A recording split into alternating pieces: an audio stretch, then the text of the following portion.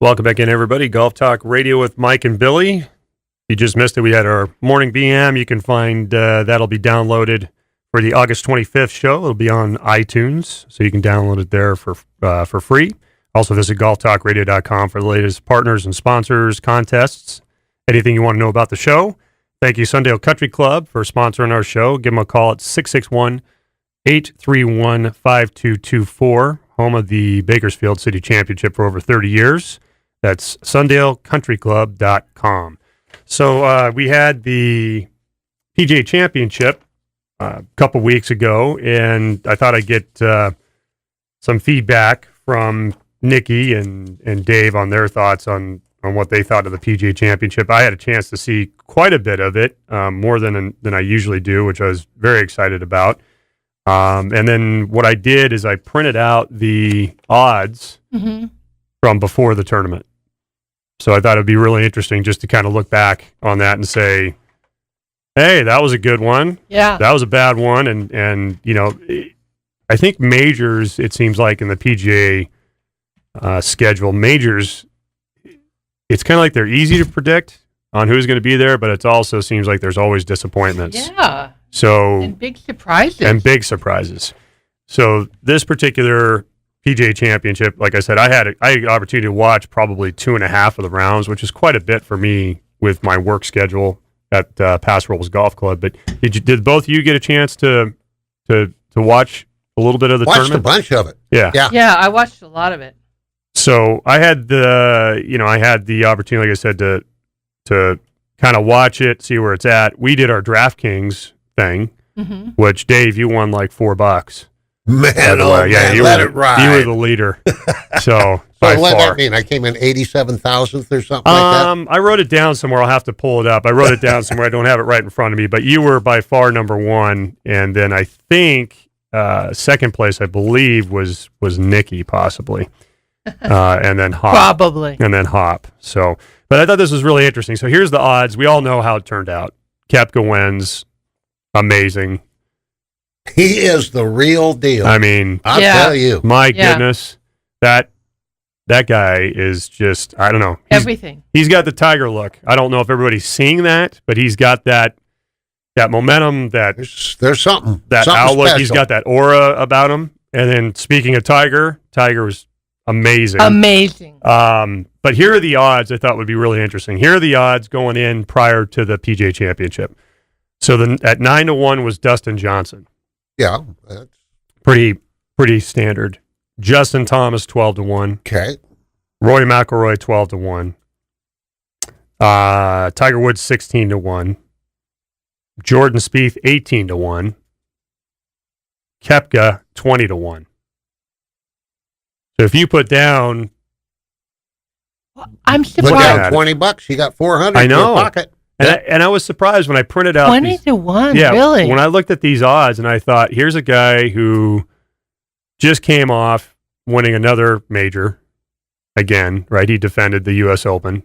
How awesome is Yeah. that? And he's on a roll, and we all know golf is about streaks. It's about momentum. I mean, that seems to be the way that, this game goes, more so than other sports. I don't know if it's because it's an individual sport.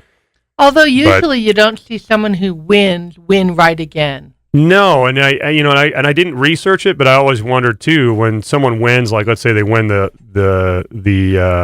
U.S. Open. Okay, they win that.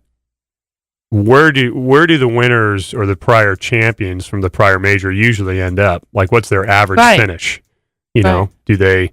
I know they don't. I know it's very rare when someone who wins a major gets cut in the next major. They always make a point of saying how rare that is, and they do make that point.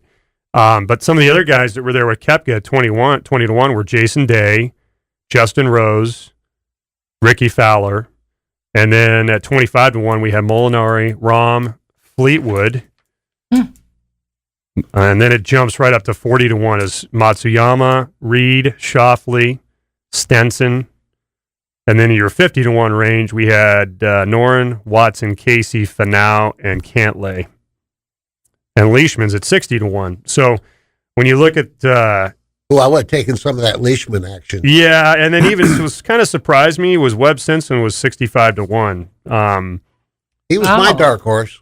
Yeah, and that, I don't know how Vegas sets the odds. I don't know. They probably go by the style of the golf course and the player and how they manage their game. Well, they also go on where the action is, too. Yeah.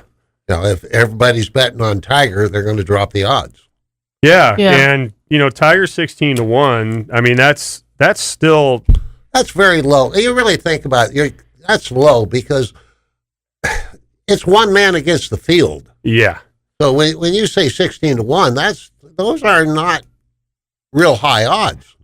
Those are still pretty damn low odds, I think, because it's one guy against 143 others. Yeah. So. And if you talk about, I could think about on this show talking about earlier this year at the end of 2017. I don't know about you guys. I had written them off. I'll be the first to say that I said, there's no way after he had his back surgery again, his fourth one or whatever it is. I thought there's no way he's going to get back to that form. It's not that I didn't want him to. Mm-hmm. I just thought realistically, I'm like, there's just no way you're going to see Tiger be the Tiger that I grew up with. Well, he isn't. He still isn't, but... No, but that kind of leads to my next question, I guess, on this is, what was there anything in this PGA Championship that surprised you guys? Was there anything as you were watching, did you have an opportunity to kind of go, wow, I can't believe that? I'll tell you what surprised me is watching Tiger walk over that bridge and when they scanned the cameras, how many people, there were so many people packed in there. It was amazing. Yeah. That really surprised me. I didn't see that, but I heard that from several announcers. They were talking about that while they were, commentating on other players. But that happened and I was trying to figure this out. It was probably the early 2000s. It was before Tiger stopped playing the AT&T Pebble Beach. Mm-hmm. And I went up with a bunch of friends, and we went up there for the day. And I can remember being at the 14th green on the grandstand, and we were just watching players come up. We didn't know exactly where Tiger was. We just knew that wherever Tiger was, there was going to be so many people we didn't want to be around. Right. Because you weren't going to be able to see anything. You weren't able to go anywhere, right? Like 20 deep. Yeah. So more. So we're sitting on the grandstands, probably halfway up the grandstands by the 14th green, and you start hearing this. You're hearing this rumbling, and I thought I didn't think anything of it at first. I'm like, that's kind of interesting. Maybe it's the ocean breeze going through the trees. And on the back nine, you can look down at 8, 9, and 10, and you see the wave going. Exactly. Yeah. Well, this wave was coming off the tee on 14. And it's coming at you. And they were coming at us. And he hadn't even teed off yet. And so I said to my wife and the other people we're with, we're like, okay, we got to go. Because we're not going to get out of here. We're not, we're stuck in the top of the grandstands. Until he's gone. Yes. Yeah. And there was a flood I have never seen. I've been to a lot of golf tournaments. Yeah. I've never seen that many people. Yeah. I can still see him coming down the path. There's an asphalt path to the left of the 14th fairway, and there's some houses and stuff in there, and people are trying to squeeze between the fence and the fairway ropes, and they just can't move. And there's so many of them, like you said, Dave, and the sound was the feet and the talking. And then it's just starts getting louder and louder and louder. Oh, sir. It was crazy. It's crazy. So like what you said, I would have been really interesting to be there to see how many people were. It was amazing when they panned that camera. It's like there was no end to them. Yeah. It was amazing. Yeah. I think they said they had 51,000 last day, and that's a lot of people to squeeze onto a golf course. That's huge. Yeah. Especially an old course like that wasn't built for fans. Yeah. Wasn't built for spectators. Well, and I'm a big fan of Colin Cowherd, and so I'll watch his show a lot on YouTube because I can't listen to it during the regular times. I'm usually working. So he, and I'm going to paraphrase, but he stated, and I agree with him, that Tiger Woods is the most influential individual in a sport than there isn't anywhere in the world. Oh, I don't think there's any doubt about it. And he talked about the purses, but he talked about the fan engagement. Mm-hmm. And then you guys are going to appreciate this. The Masters packages for 2019 have more than doubled. Oh, I'm sure. More than doubled now. For what? For 2019 Masters packages have now more than doubled in price. Oh. Just based on price. The last couple months. Putting twice as many people out there? No, it's more than doubled in price. I believe it. So the average price, I think that Cowherd showed was like around 3,800, and now it's closer to 8. Wow. I believe Be it. like 7,500 to 8,000. What do the TV ratings do when he's playing? Oh, it's They insane. triple. Yeah, it's insane. Boom. Then if he's in contention, it just gets, well, the PGA was the highest, I read it the other day, highest rating since 2000 Masters or something like that. Yeah, I believe it. So, I mean, and that brings me to another point that I felt. I don't know if you guys felt it, but when I got to see the Sunday round, which to me is the best round. That's the last 2 minutes Right. of a basketball Exactly. game. Same thing, yeah. And to see him making putts and to see him do the fist pump and to see him walk proud and to see and feel the excitement and hear those people, Yeah. I was like, this is so awesome. Oh, it just gives you goosebumps. Yeah, because like I said, I really thought I'd never feel that again. Yeah. I didn't think we'd ever see that again. And even to see him make the last putt on the last hole, like Was that awesome? It just gets you going, okay, what are the possibilities? Yeah. You know, where's it going to go from here? Yeah. You know, is it only going to go up? You know, I don't know. I felt a little bad for Koepka because there was so much attention on Tiger. He got washed over. Yeah. He totally got washed over. That's the kind of player he is, though. Yeah. He doesn't look for I guess when he won the first U.S. Open, he didn't make the Hollywood rounds, and he didn't make half the money he could have out of winning the tournament. But But that's not him. the way he is, yeah. He's not on all the late night shows. He's all business. Good Morning America and all that. He goes out and hits another bucket of balls. You got to respect that, though. Yeah. Yeah. I mean, that's pretty amazing. You know, they were talking about that. I was reading an article about how people like Bubba Watson and Dustin Johnson, they're not big extrovert kinds of people. And to be out with those crowds when they get in that kind of scene is really uncomfortable for them. Yeah. Super uncomfortable for them. Yeah. And it's hard. And I've heard that Bubba has panic attacks. Yeah. You know, I have that in my family with some of my family members. So I totally understand that. But, you know, it's interesting. I think entertainers, it seems like for the most part, a lot of entertainers are like that. They're at home in front of a crowd, but you take them out of the entertainment within that realm of entertainment, and they're uncomfortable. They don't know exactly how to interact and socialize. But up in front of those crowds or wherever they are on the golf course, that's like their home. When they're in And charge. it's their comfort zone. Uh-huh. Yeah. It's really fascinating. It is fascinating. I think that's just an amazing part about sports or whether they're entertainers. So what do you guys think? Did you guys have a best moment of what you saw for the PGA Championship a couple weeks ago? Was there a point where you're like, if you look back on it now, you're like, man, that was really cool. I just thought it was a good tournament. Yeah. It was just a competitive tournament. There was no runaway, and there was little competition. And, it was a little anticlimactic going the last couple of holes, but other than that, it was a good tournament. Yeah, I agree with you. I think every time that I watched, there was never a runaway moment. Yeah, there was always like a what if could happen. Yeah, you know, what if Koepka doesn't? What if Tiger doesn't do this? Well, that's the thing. It really kept you engaged. Yeah. Like, usually I watch golf and it's like, yeah, fast forward, what's happening. Exactly. But, man, I was on the edge of my seat watching that. Yeah. It was very engaging. Yeah. Were you guys pulling for Tiger? I definitely was. I've always pulled for Tiger. Yeah. How about you, Dave? Nah. Not really. Koepka? I wanted to see Tiger. I wanted to see him tested. And he never got to that point where, okay, it's time to turn it on, and he just never got close enough. I wanted to see and see if he could pull it off. One thing I was not disappointed, but it just kind of shows that, in my mind anyway, that no, he's not back. I mean, he gave a big fist pump for coming in second on 18. Hey, he made the birdie. So? Wow. But no, think about it. Tiger 10 years ago comes in second. If he makes an eagle, he's not going to give a fist bump.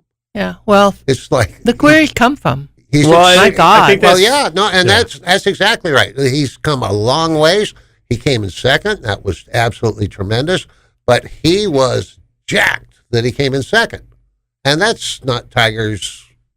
I don't think it was so MO. much that he came in second. I think it was his focus and determination, and he hung in there and did things. Yeah. I mean, I got to say, after I watched that tournament, that's when I went out and played that round at Morrow. Yeah. And I thought, I know this sounds trite and silly, but like, I'm going to be like Tiger playing today. I am going to not let anything go without my full focus and my full determination on every single thing. I love it. I mean, seriously. And what did you do? I shot 75. It was awesome. Yeah. And when you have that kind of focus and you're not just like, oh, yeah, maybe I'll get this putt close or whatever. It's like, I'm going to make this putt. And I went out saying par or less on every hole, par or less on every hole. And I wasn't talking to anyone else. I was just, and it was amazing. Yeah. So I think that focus that he has is incredible. See, that's a huge thing for you too, as having have the opportunity, luckily to work with you over the years and caddy for you. And we've talked about it where you're in the tournament, but your head's not in the tournament. Right. You get sidetracked by other things that Right. players do. Right. Other things that are happening, maybe that the caddies are doing. Right. Not even the players. Right. So whatever you can do to find that moment of clarity and stay in that moment is huge. Yeah. Like I know it sounds crazy, but even when I was talking in the morning, the BM, the morning BM, being on a plane, if I can, I'm keeping myself focused with my music and playing a little Yahtzee game, and I'm fine.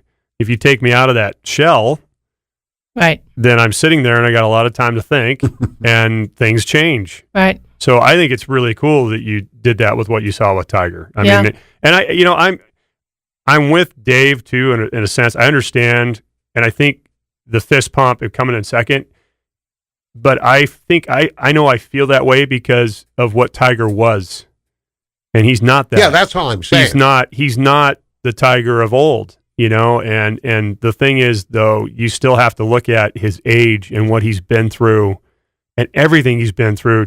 He's got all the money in the world. He doesn't have to come back and play golf. No, it has nothing to do with money. And so to have him still grind it out, go through the surgeries, do all that stuff. I mean, talk about inspirational. Yeah, it was very inspirational. I thought it was, very cool. I don't know where, last couple questions here. I don't know where you guys rank. And if it's even possible, we could answer it even later in the show. But where you rank this PGA Championship, is it up there in the top 10? Yeah. And I agree with you guys from my perspective. I think it should be, but my brain almost doesn't want to let me think that. But the reason I think it should be is because of Koepka. Mm-hmm. It's not necessarily even because of Tiger Woods, but it's because of Koepka. It might be somebody who's going to win 7 or 8 or 9 majors. Yeah. Koepka. Yeah. But I still have a hard time convincing myself that. Yeah. Well, sometimes you have to look back on it to really get the full perspective. So I mean, it's I thought it was amazing. I don't know. What do you guys think? Just the last question here. What do you guys think? Where does Tiger go from here? You think, where does he head? What does he going into next season? You think he's going to be stronger? Well, he's in. Oh yeah. FedEx. So see what he does there. Yeah, I'm very interested. And we've said this before. I'm so excited about next year's majors. Mm-hmm. It's not that I don't like the regular golf season, but the majors are like that's what's fun. That's engaging to me. In golf, that's super engaging. So to see where Koepka goes and Woods and you ask. I had a hard time answering when you ask. Where does this rate all-time PGAs? I don't really have any favorite PGAs. Yeah, it's kind of the redheaded stepchild of golf tournaments. I was just going to say that. It's just I don't know, when Daly won his 9th alternate. Yeah, that was pretty big. But I can't really think of great PGAs. Well, next year is going to be in May. Yeah, that'll be interesting. It's going to be right after the Masters. Well, we'll have 4 months in a row, which is going Which will be really interesting. The momentum. Yeah. You know, the stories are going to build. So it's going to be really cool. Well, we got to take our second break. You guys are listening to Golf Talk Radio with Mike and Billy in the studio. I've got Dave Shamandl from Slick Sticks and Nikki Anderson, GTR producer. Thank you to our partners, McPhee's Grill Templeton, hometown cooking through and through, McPhee'sGrill.com. Oh, and I apologize if there's any redheaded stepchildren out there. Call McPhee's Grill, 805-434-3204, McPhee'sGrill.com. You're listening to Golf Talk Radio with Mike and Billy on the Golf Talk Radio Network.